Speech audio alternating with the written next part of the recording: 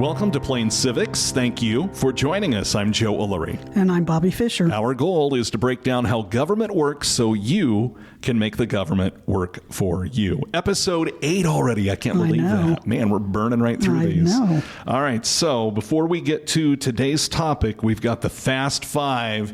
And man, you blew me over with some of these questions. They're a lot deeper than I thought they were going to be. Well, you've been doing that to me, so... Fair is fair. Fair is fair, right. Yeah. The Fast Five.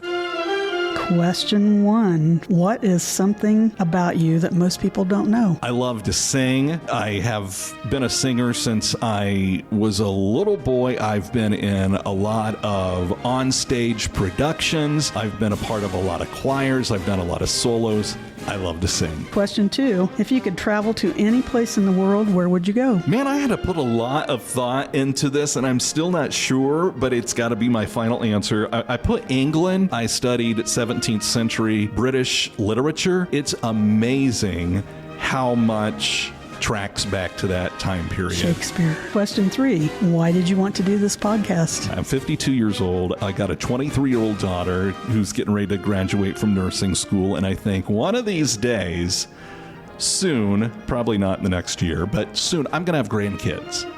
And I just picture this conversation of one of my grandchildren coming up to me, looking back on this period of time that we're in and asking, when the world went crazy, what did you do about it? And my answer is this podcast. I help educate people on the history of our nation, hopefully so it will resonate with what's happening during these times. Question 4. If you could go back and live in another time in the past, when would it be and why? If I could go back to any time in the past, it would be 1980 because my grandpa was still alive and... Sorry. No, that's fine. 1980 because my grandpa was still alive and I miss him. And I didn't know at 7 years old that he would be dead in 4 years. 1980. And there's more you want to know. Oh my gosh, so much more. He was so talented in his way. He could not read or write, but he could draw a blueprint for a house. He could do all these amazing things, and he did it against all the odds. That's amazing. Yeah. Okay, number 5. Who is one person, past or present, whom you admire and why? All right, here we go again with Bobbi but Baby. The person I pick is my mom. I admire her because she had the same hereditary heart disease that I have. However, she was undiagnosed, and I have knowledge now of what exactly was wrong with her and why she felt bad and had depression, and I could go back and say, Mom, here's what's wrong with you, and it would have changed her life. It would have. Just knowing what's wrong with you. Sometimes if there's not a name that you can put on it, your mind just wanders and wanders and wanders. But if somebody can point to something and say, here's what's wrong with you, then you can move forward. I feel like it would have changed her life. That's great. Yeah. I don't know if that was the exact question, but I made it. It was whatever you wanted it to be. All right, let me mop up my tears and we move on, and let's get to the show, Bobbi. This week, where do the ideas used in the Constitution originate? And now our feature presentation. So we kind of led up to this in episode 7, and we left off with the Congress. Remember, it's the Articles of Confederation Congress giving a mandate to leaders of the 13 states to call a convention to revise the Articles of Confederation, at that time current constitution that existed. So the Constitutional Convention began in Philadelphia, same place as the Declaration, the State House basically. May 14th, 1787, delegates started arriving, and the convention lasted until September 17th, 1787. Again, keep in mind the mandate was to revise the Articles of Confederation. 12 of the 13 states sent delegates. Only the state of Rhode Island was not represented, and that was just something that they chose. They felt satisfied with the way things were, so they didn't send a delegate. The delegates present at the writing of the Constitution, keep in mind they had a lot of experience at governing at both the state and continental level. And by continental, I mean during British rule. They had been leaders in their colonies, and now many of them were state leaders. The average age of the delegates and there were 55 total delegates there. The average age was 42, and 4 of the most influential delegates, Alexander Hamilton, Edmund Randolph, Governor Morris, and his first name is not Governor like... Is it Governor? It's Gouverneur. Actually, Gouverneur. they pronounced Okay. it Gouverneur. It looks like Governor, but it's got a funky spelling. That's his real first name? That was his real first name. And James Madison, those 4 were only in their 30s at the time. It's amazing. Over half of the delegates had graduated from college, 9 of them from Princeton University, and 6 had gone and graduated from British universities. Even more significant from their age and their education was their continental political experience at the young age that many of them were. Yeah. 8 of the delegates were signers of the Declaration of Independence. 25 had served in the Continental Congress. 15 helped draft new state constitutions between 1776 and 1780. 40 served in the Confederation Congress between 1783 and 1787. And rather than taking the time out of our podcast to name the other delegates, I'm just going to put a link to a website that lists a brief biography of each one. I'll put it on our Plain Civics Facebook page if you want to know more about. Maybe it explains why Gouverneur Morris is named that. I kind of think I remember, but I'm not going to say it because I may not be right. But if you want to read about the other delegates, I'll put those. There's a nice page that has just a brief bio of all of them. That's great. And where they're from. George Washington was chosen to preside over the convention. He's from the state of Virginia. James Madison, also of Virginia, took extensive notes of the discussions and debates Oh my gosh. during the proceedings and becomes eventually the main writer and the main promoter, one of the main promoters of the Constitution. These 2 reasons are why oftentimes Madison is referred to as the father of the Constitution. As you're saying this stuff, it's slowly waking up in my brain from school. Right. Many of the delegates or framers, so sometimes I refer to them as framers or founders, so if you hear that, you'll know what I'm talking about. Many of these delegates had read and studied writings of philosophers like Aristotle and Cicero, and of course many of those people also were scientists as well as philosophers. And 2 names that stick out, and we'll talk about these later in a later podcast, maybe next time. They'll be coming up here soon.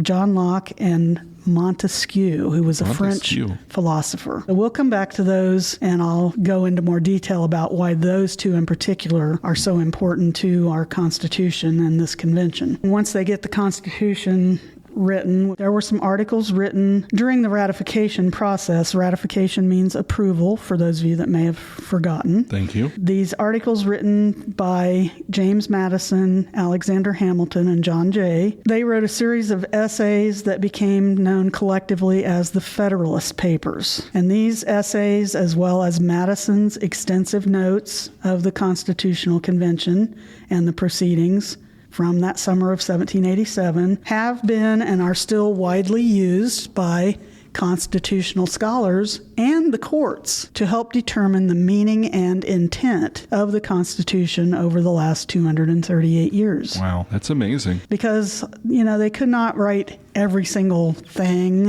or detail in the Constitution, but there were all these discussions about these ideas that end up going into the Constitution, and a lot of times it helps judges in particular or educators who are trying to teach students about the laws in our Constitution, why they came about, or what was their thinking about why this was needed, or how it could be used. So the notes in these essays tell us a lot about what these men that were important in this process were actually thinking. You do hear references still to this day of the Federalist Papers. And right. There was an opposing set of essays, too, known as the Anti-Federalist Papers. Boy. You can buy, I have both of the books of all the essays, but I would say in simple language, not considered as important, because these men seem to write about ideas that were mostly used in the long term in the Constitution and the Bill of Rights. The other ones, I'm not saying the Anti-Federalist Papers aren't important, but I guess to read them to understand what the opposing views were and why. So in Madison, just to kind of give some more background, in Federalist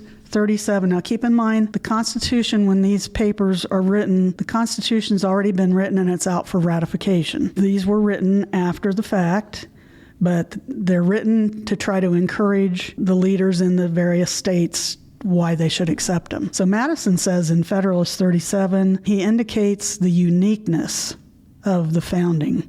And by founding, I mean of the writing of this Constitution and our country as a whole. Hamilton in Federalist 1 suggested that this convention was a unique event in the history of the world. Finally, government was going to be established by reflection and choice rather than force and fraud. As I said earlier and in the last podcast, this was something well thought out. It was not something done in a day. And a lot of the information had been thought even beforehand by many of these people, especially Madison and Hamilton and Washington, before they ever came to this convention. As I end this, I'll just reiterate, it's unique that, one, the framers here are relatively young.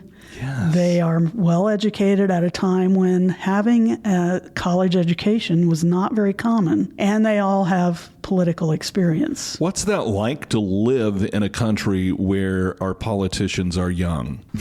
You don't have to answer that. I'm sorry. I'm thinking so many things. You have so many answers, yes. I guess I would say I wish more were young today. I do too. Term limits. I think maybe that's something we need to look at. Yes. It's in May of 1787. The 55 delegates are there in Philadelphia. They start by, remember, there's no air conditioning or anything, and it's hot and humid by this time in Philadelphia in May and this particular year. What do? They shut the shutters on the windows of the State House, despite the heat of the summer, and they did that because they swore each other to complete secrecy, and they did that for the purpose so that they could feel that they could speak freely and without outside influence. There were people that tried, like outside the State House, to yell and say, hey, or if they'd go out to go home for the day or whatever. People were there. They knew what was going on. People were trying to get information from them, but they decided that in order to do the best job that they could, they needed to just basically kind of stick among themselves, keep their ideas to themselves. And that way, if you had a lousy idea and everybody said, no, you don't even have to tell that. Right. Of course, later, I'm sure it came out in Madison's notes, but but at the time, it wasn't like today where you have all these media people and people saying, you should do this, you should do that. They might have done that, but they really stuck to their guns as far as, we just want to concentrate on this. We don't care if we're in here sweltering. We're going to do this. Well, the sweltering probably kept them on point. Maybe they wanted to get done and get out of there. Need a breath, yeah. Now, James Madison of Virginia and Alexander Hamilton of New York pushed very hard at the beginning of the convention to get other delegates to agree that they just needed to ditch the Articles of Confederation and just start over. But there were many that came and believed in the mandate they had been given by the Confederation Congress, that their job was just to revise the Articles. But nonetheless, Madison came to Philadelphia prepared with a 15-point plan for a new government that became known as the Virginia Plan, since he was from Virginia. So he had already thought out and detailed out, and this was essentially a plan to move many of the powers formerly held by the states individually under the Articles of Confederation and state governments to a new, more powerful national government. Under the Articles of Confederation, the central government was restrained to the exercise of expressly delegated powers. In other words, there were specific powers, and we went over these in the last episode. Very little, really, very few powers that the central government had under the Articles. And the states really, and I'll reiterate, considered themselves more like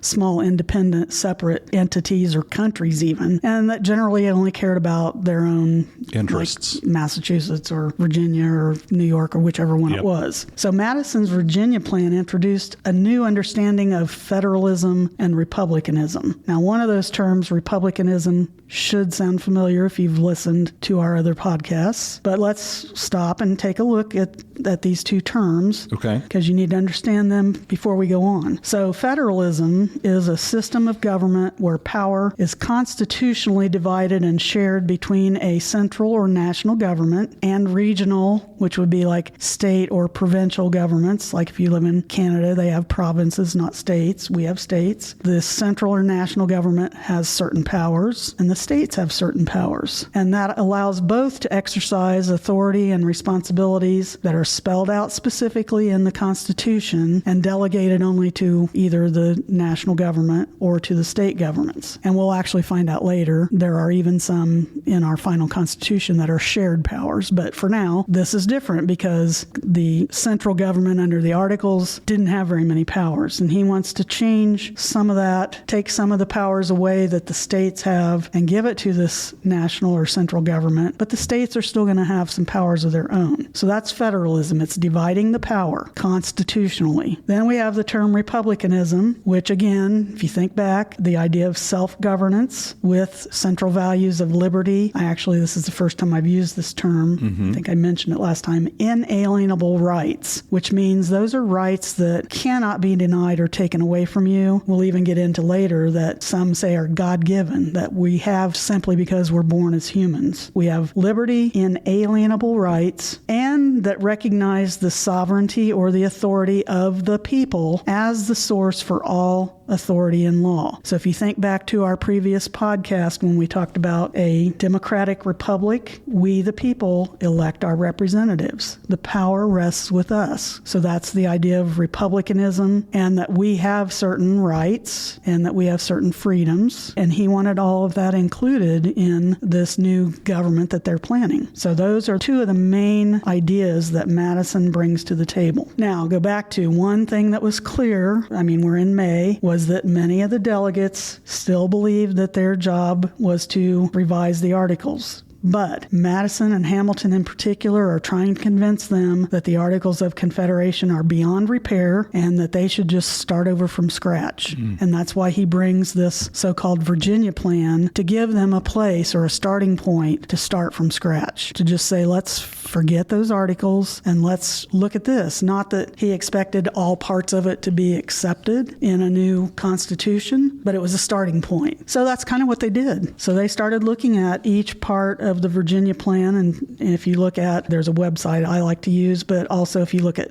Madison's notes are still available. National Archives, I think, has them. You can see where he details out all their discussions and which point of his 15 points they're talking about, what the debates were, what the discussions were, what did they revise, what did they vote on, what did they vote for, what did they vote against. Okay, now I will take a side note here. The Virginia plan, Virginia was not only land size one of the larger states, but it was also one of the more highly populated states. And when I talk about larger and smaller in this discussion, I'm really talking about population. The more highly populated states like Virginia, they were seeking out what's called proportional representation, which means they wanted the number of representatives for their states to be based on the size of their state population. So there would be like a formula. If you had so many citizens, I'm just going to make up some numbers. Like if you have 300, you get a representative. 300 more, you get a representative,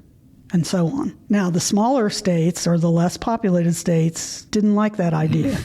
Only imagine, yeah. You know, that meant Virginia might have, let's say, 20 representatives because they have a large population, and a state like Delaware, which is tiny, may have 1 or 2 at the most. Right. So that means larger population states are going to have more influence on what goes on in the government. So that didn't sit well with some of the states. So by the time we get to June 14th, 1787, they've discussed all the parts of the Virginia plan and debated, and the New Jersey delegation, which was led by William Patterson, asked to postpone further discussion of Virginia plan so that they could submit an alternative plan. On the following day, the New Jersey plan was submitted and discussed for a couple of days, and it was favorable to the less populated states. New Jersey was probably a smaller state, right? It is. Yeah. The less populated states wanted equal representation. So every state, no matter how big your population or land size, would have the same votes. So you'd either all have 2 or 1 or whatever they decided. On June 18th, Alexander Hamilton presented another plan. He was from New York, so we can call it the New York plan. But his plan called for a strong central government. Now, if you think about it, that goes against what they already had with the Articles of Confederation. Right. Because it had a weak central government. From June 19th to June 30th, all of the proposed plans were discussed and debated among the delegates. Now we've got alternatives to the Virginia plan. Also in this time period, in the latter half of June, we have delegates who bring up the fact that, again, their mandate, they felt, was to revise the Articles of Confederation, and that if they scrapped it and devised or wrote a whole new constitution, that they would be violating the rule of law, which they considered very important. That wasn't what the Confederation Congress told them to do. Right. It took a lot of convincing, and in fact, a few delegates left because they were not willing to go against what they thought they were sent there to do. The original assignment. Right. So there were a few that left, and a few that left for other reasons too. So I just want to say that by the time we get to the end of this, we don't have 55 delegates. That they have a majority, but they're not still at 55. You say September? September. And that's a lot. Just think of being away from your family for that Right. long. With no, they don't have phones. No communications. And they no rapid way to return home. Okay. Also, it wasn't just that they were going against their mandate. Some believed that this idea of this Republican form of government couldn't work in a country that would be the size of the United States, with these 13 states spread along the whole East Coast. People wouldn't be able to keep a close watch on their representatives because of the distance and the lack of communication. So that became a big issue. This takes them back, again, many of these people are educated, so they've studied ancient Greece and Rome, and they know what happened eventually, like to the Roman Republic. It got too big, and they weren't able to maintain their rule. You got to think, these are things going through their minds. Would a central government with elected representatives be able to govern responsibly in a place that's this large and spread out? So we have those issues, what I call the two big issues that need to be resolved. And that is the issue of representation, which I just covered, equal or proportional, and the other big issue, which we haven't even talked about yet, slavery. Yes. A few of the states had already outlawed slavery by this time. Several, I will say, especially southern states that tended to be more agricultural, still depended on slavery to carry out their main economic activity, which was agriculture, farming. Then I'm guessing Virginia fell in to that. Virginia was a silo. slave state, Yeah. yes. So there was also this issue of not just the fact that slavery still existed and whether it should, but also then how do we count slaves in determining populations, or do we count the slaves? For representation. Right, for the idea of representation, right. Count them partially, don't count them at all. And so we'll see in our probably next episode how that gets worked out. It's a lot. So in the next episode, we're going to continue talking about how these issues get resolved. And not sure we'll still be quite finished with how the Constitution came about in the next episode, but we should be getting close. And hopefully by then you'll have a better understanding of this new Constitution for these people, but the one that we still have today, 238 years later. All right, so that brings us to the pop quiz. Bueller. All right, last episode's question, what is an amendment? So the answer, if you knew, the answer was it's a change or an addition to the Constitution. The word amend actually means change. So the 27 amendments that we have on our Constitution today are all changes that have been made, and some are additions to, and in the case of prohibition, Yes. that was a change, something that was taken away, and then something that was put back.